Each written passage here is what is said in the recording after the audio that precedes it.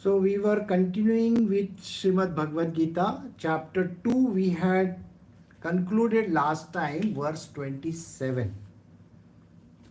Now, in this, we understood how the soul is unmanifest, where the soul comes from. The soul actually doesn't come anywhere, the soul exists as one alone. This is what we understood. Now, we also understood that it is there everywhere. Everywhere. So, there is no place where it is not. And it cannot be cut, it cannot be destroyed, nothing can be done to the human soul or any other soul for that matter. There are no individual souls, please understand. But for the purpose of understanding, we have to say that there are individual souls. So, they are called Jivatma.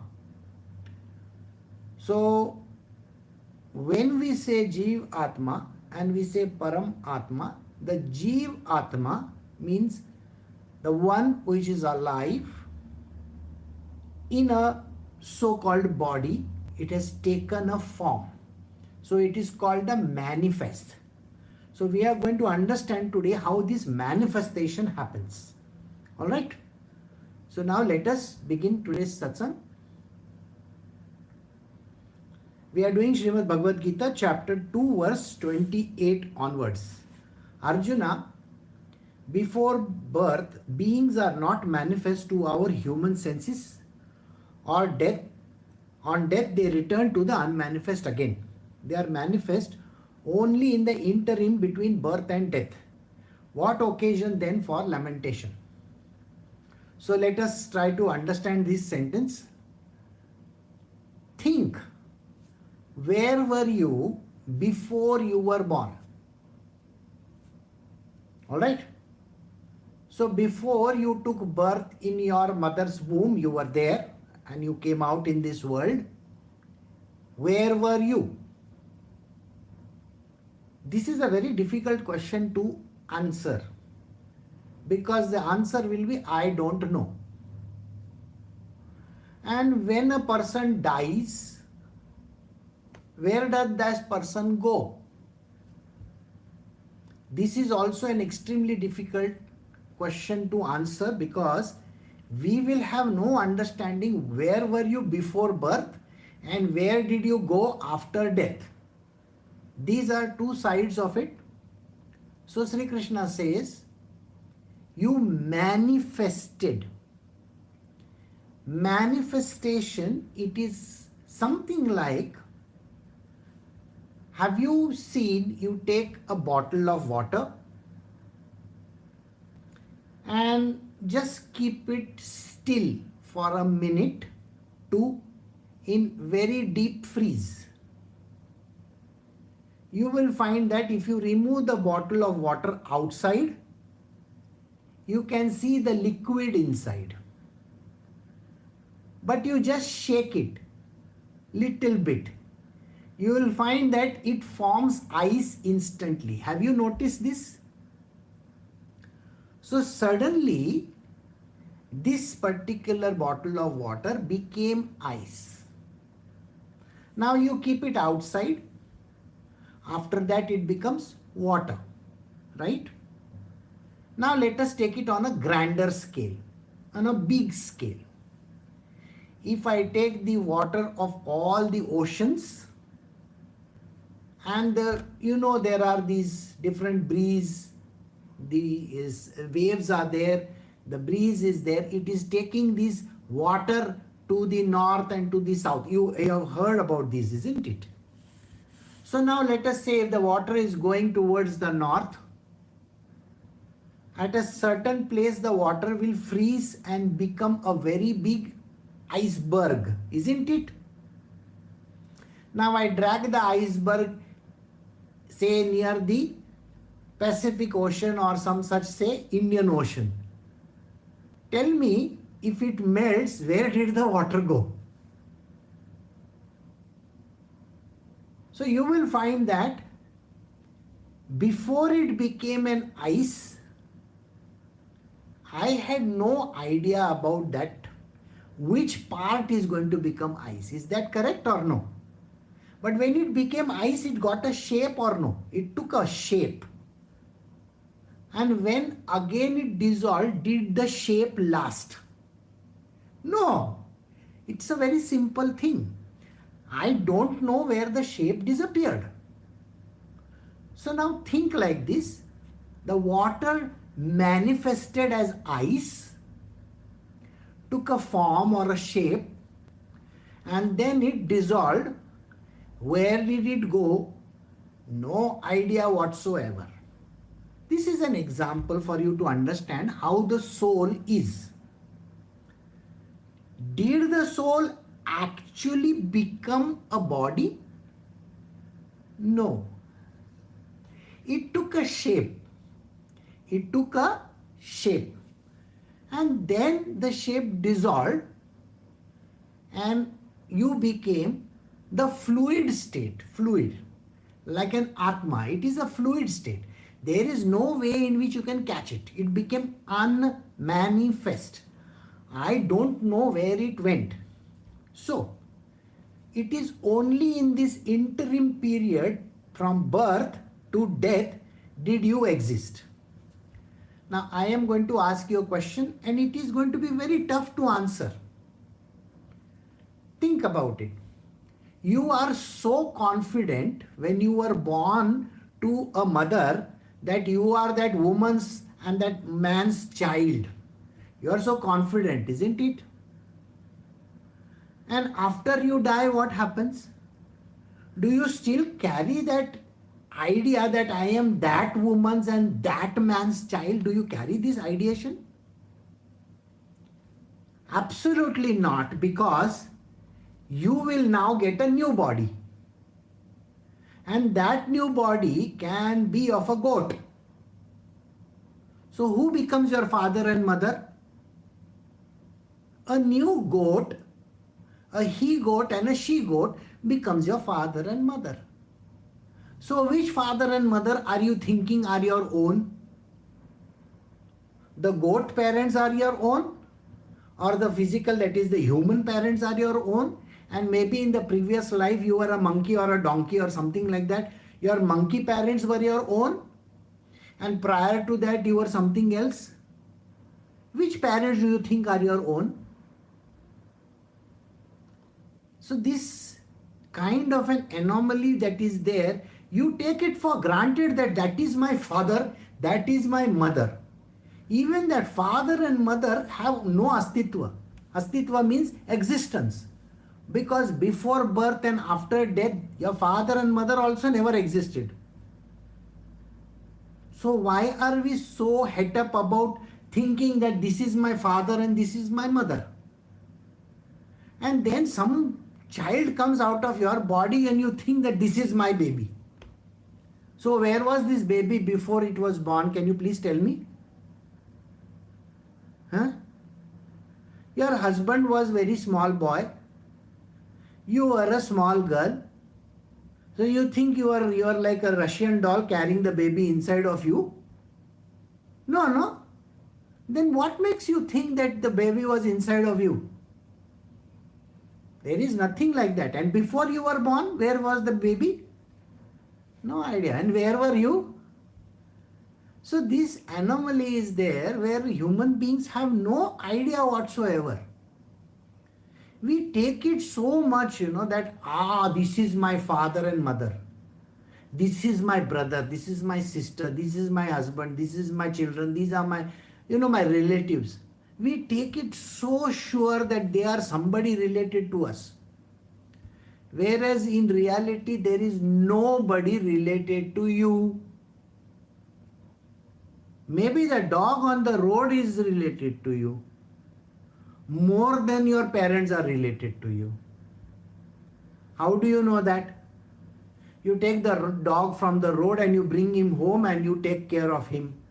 A pariah, a dog which is there. In your last life, he could have been your husband, no? You were a dog yourself and he could have been your husband. That is why you're taking care of him this time. So you should be more in love with him than your current husband. I hope you are getting the picture. This kind of a problem is there in this world which we cannot understand. And God Himself, that is Sri Krishna Himself, is telling you what makes you think that you are somebody's child and somebody's husband and somebody's wife and somebody's children you are having. Sorry, you are completely mistaken.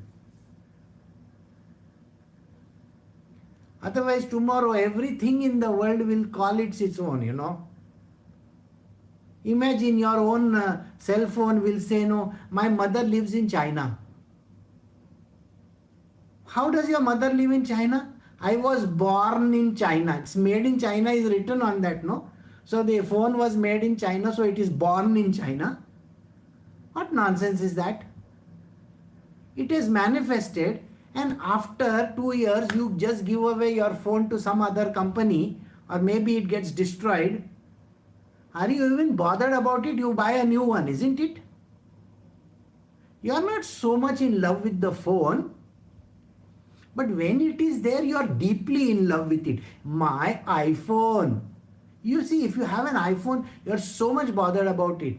But 5 years from now, you won't even care for your phone, isn't it? It is the same thing. When you passed your SSC, that is your school examination, you were so much interested in your teacher, your friends in your class, and so on and so forth. Now 20 years have gone by, 20 years since you have passed and gone. You don't even know what your teacher is doing. You have not gone back to your school. You don't even care about what subjects are being taught. All your friends have gone all over the world. You don't even know whether they exist or don't exist. Sometime, somewhere, somebody will meet you. Yeah, you know that Sheila, she was there in our class. No, she is now staying in Houston. Oh, really? Yeah, she got married. She got 2 children. That's it. That is all the care that you have about this person. And your teacher, oh, she died last year. Coronavirus. Oh, so sad to hear that. That is all you will say. You are not bothered about it.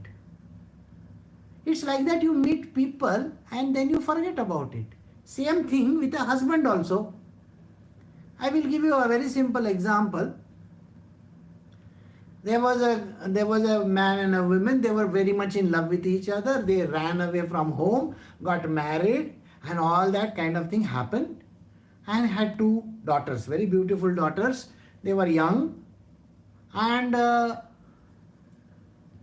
many years went by. I think 16 or 17 years went by. And one day the man died on the operating table. Something happened to him, very minor thing. They went for operation. The anesthetist did a mistake and he died on the operating table. That woman was very distraught.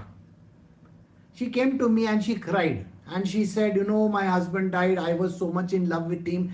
And I was in love with him. And this happened and that happened. And my children, what are they going to do? And things like that. All that happened.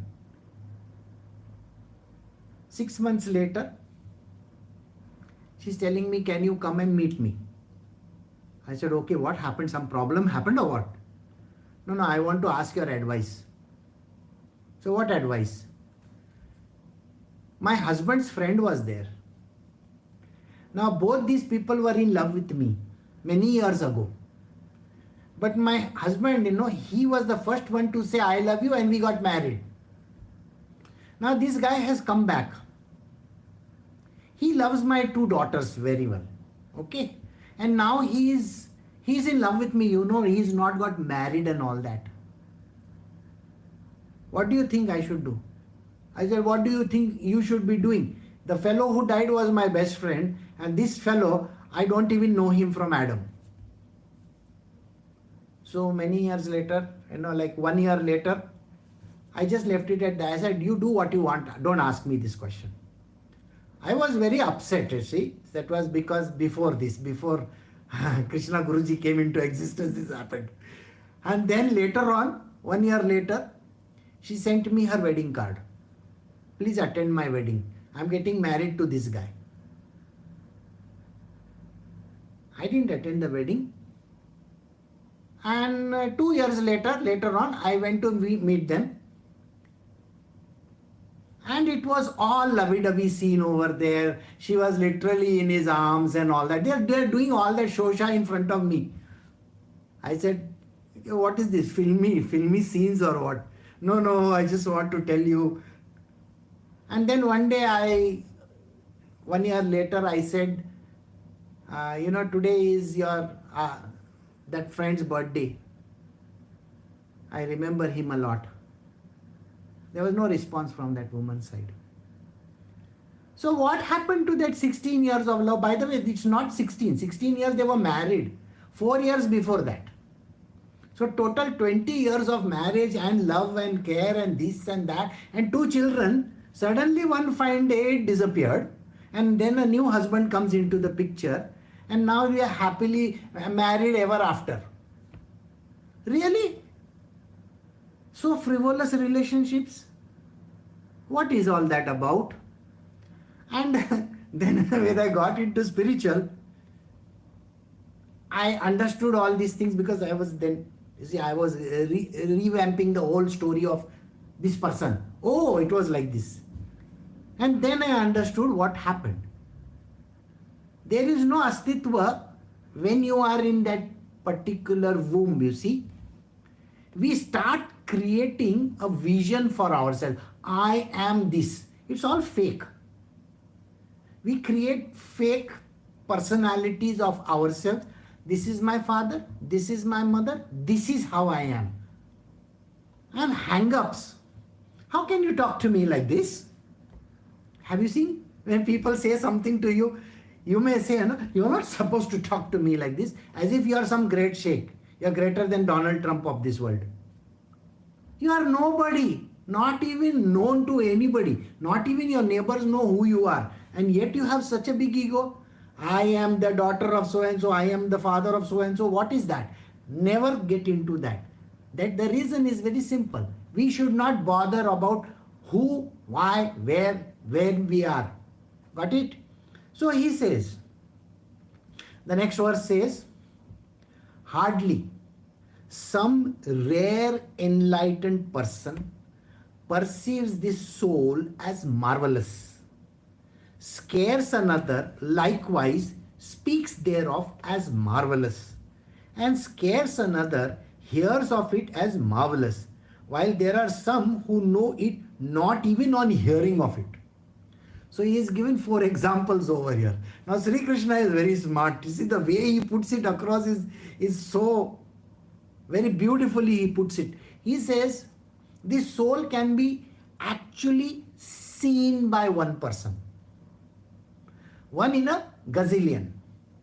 Not even a billion. Maybe 1 in a trillion can actually see the soul.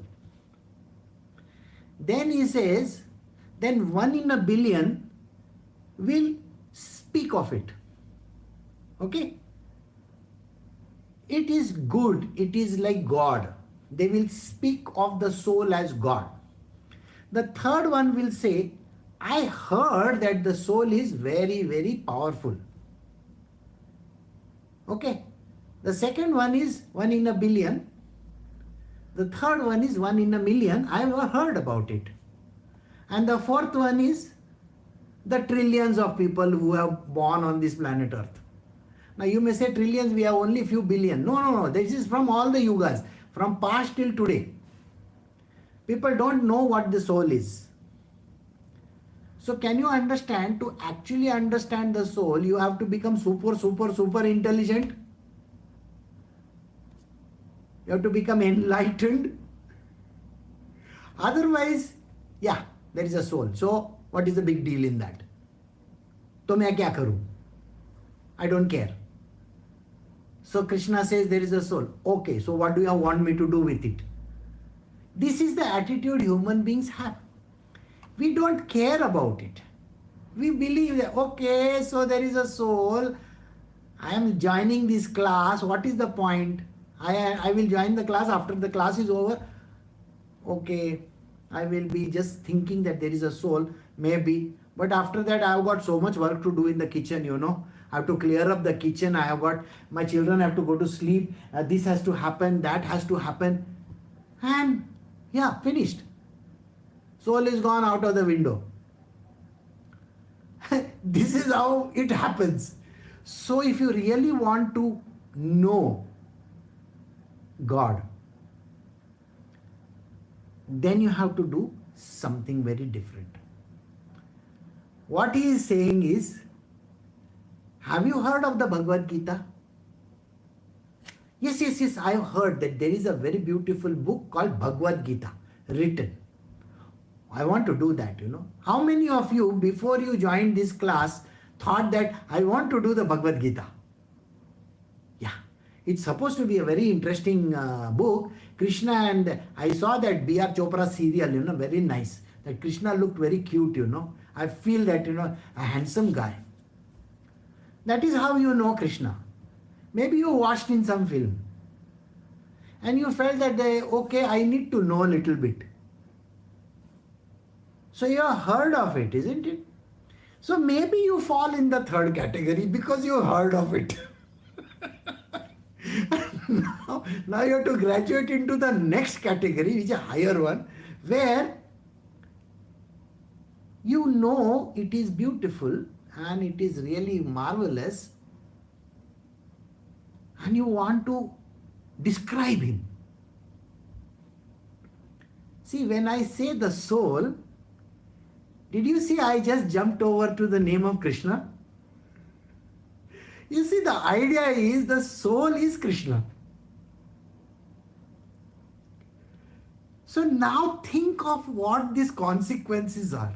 Every human being who is born on this planet Earth, before today and tomorrow also, will have that divinity in them called the soul. Got it? But do we think, now I want you to look at yourself and say, I am Krishna. Doesn't look like from any angle you are Krishna, isn't it? No angle do I look like Krishna. I look like some person that I am calling myself. I call myself this and that is my name. My name is this. Don't call me Krishna and all that, okay? Because you can't even visualize yourself as the essence of that soul, super soul, right? Second thing, how will you know yourself, who you are? You don't know anything about yourself, you just know you are somebody's daughter, somebody's sister, somebody's wife, somebody's grandmother. You have got what I am saying? Somebody's mother. We don't even know, we don't even think on those lines that I am an essence of Shri Krishna and I want to know myself. I want to see that Krishna within me. We don't even want to see that. That is the second type. But I heard Guruji say these words, there is Krishna in everybody. Till today I have not been able to find this Krishna within me. Because you see, I don't know how to play the flute, okay? And I lost my shape many years ago. Krishna's shape is like this. A poor fellow, he is having a good shape. Maybe he is going to the gym, but I to forget going to the gym. I don't even go there. So, we have this idea. And then, the next one is, I know myself very well. Our idea about Krishna is what?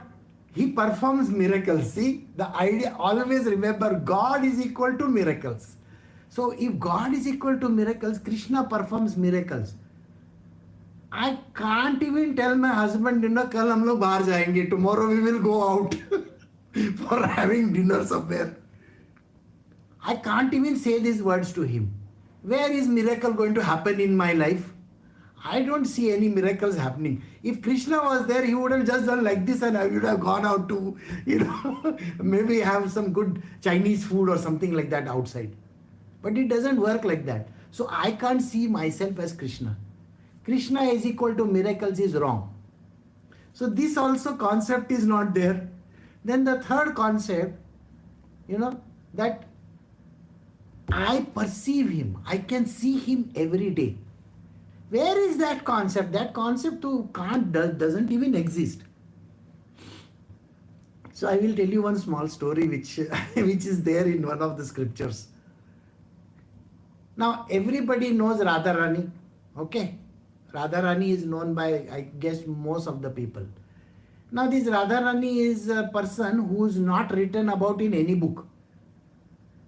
So whether it is Srimad Bhagavatam or any of the, even Bhagavad Gita, even Krishna story, there is no Radharani anywhere. But we believe in Radharani, isn't it? And how did that happen? Radharani's existence was not there prior to the 11th century. 11th century you have heard of, no? 10th, 11th, 12th, now we are in the 21st, or soon we will enter 22nd. So 11th century, so 1,000 years ago, nobody knew about Radharani. So her existence is not there. Why? Because the first book of Radharani got written in 11th century. Which century? 11th century. So before that Radharani never existed. And then during the 16th and the 17th century, lot of people wrote about it. And by the 17th century, one person had gone to a place which was literally like a jungle. There was nothing there. Not even one village, not even one house was there. Believe me, this is how it was. So there was nothing over there. Nobody was there. So this person goes to a place in North India and he says, oh, this is the Yamuna river where Krishna was playing. This is the Vrindavan. This is the Gokul. You got what I am saying? He just went and identified. Chalo idhar Gokul hai. Chalo idhar Vrindavan hai. And he said these words. And then his disciples sat over there. What did they do? All his disciples. He had some 4-5 good disciples who went with him to this place. And they call it Braj Bhumi. They called it Braj Bhumi, okay? And Krishna was here. And Radharani was here. And somewhere in the 16th century, 16th, 17th century, he made that place into a very holy place. Called it Vrindavan. Now this particular place exists today. It is there today. So who is this person? He is called Chaitanya Mahaprabhu. Okay. Chaitanya Mahaprabhu went from Bengal to this place and established this. But before he landed over there, there was no such place in existence. There was not even one village. There was not even one house over there. How did that place come up? You have to ask yourself this question. So Radharani came into the picture at that time and the stories were there. Now I want you to think about it. This is spiritual world. The existence of a soul. The soul can manifest itself. Take a form. So now I want you to think about it. Can the soul take a form of a village also? Can the soul take a form of a stone also? Can the soul take a form of a human being also? Yes, of course. Nobody says you can't. So Shri Krishna can take whatever form he feels like. He can split himself and become Radharani for all you know. Why are you bothered about it? A soul, which is the super soul, which we call as the Paramatma, is capable of doing anything. And so we believe in these concepts and we know that we have this kind of a thing. But have you seen him? The answer is no. I have not seen him. So, this verse he says, Hardly some rare enlightened person perceives this soul, Krishna, as marvelous. So you can't see him. You can't experience him. And because you can't experience Sri Krishna or Radharani, you start believing in the stories without having proof of the pudding. Isn't it important to have the proof of the pudding? Which means you want to see Krishna, isn't it? Isn't that how it works? I want to see God. I want to see this Atma. Then you are not this person then. The person that you think you are not him or her. No way.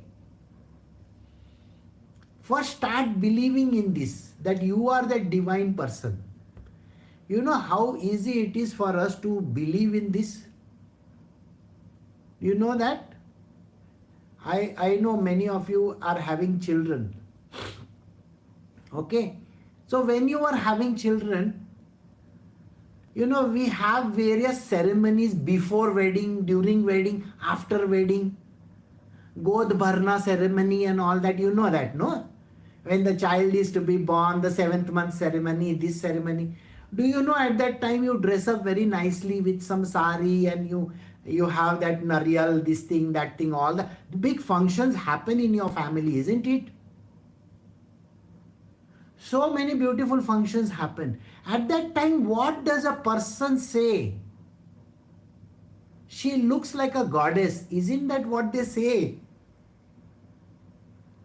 Every woman looks like a goddess. She dresses in finery. She is wearing nice clothes, jewelry and all that, and she is ready for that particular function. But now, that was the only day you thought of yourself as a Devi. Rest of these days, you consider yourself as some ordinary person. This is what you make yourself into. It's not just your problem, it is all men's problem also. They are called Pati Parmeshwar or Parmeshwar kind of a thing. But look at them. Do they look from any angle as Pati Parmeshwar? No. The biggest crooks on earth they look like, Sorry for that. I also look like that. So think like that. From which angle do you look like a Devi? But you are a Devi, you don't understand that. This is the line which will tell you that this is there in you. The soul is within you and the soul is God. And you have forgotten about it. Arjuna, this soul dwelling in all the bodies of all can never be slain. Therefore, you should not mourn for anyone. So now think about yourself. You are that Devi. You have taken this body.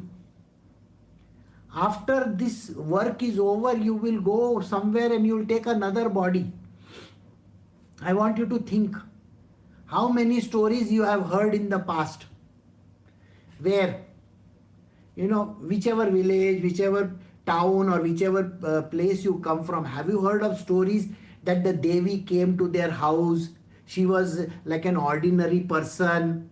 Okay, she had a big bindi sometimes, and sometimes she came like somebody whom known, and then she said these words.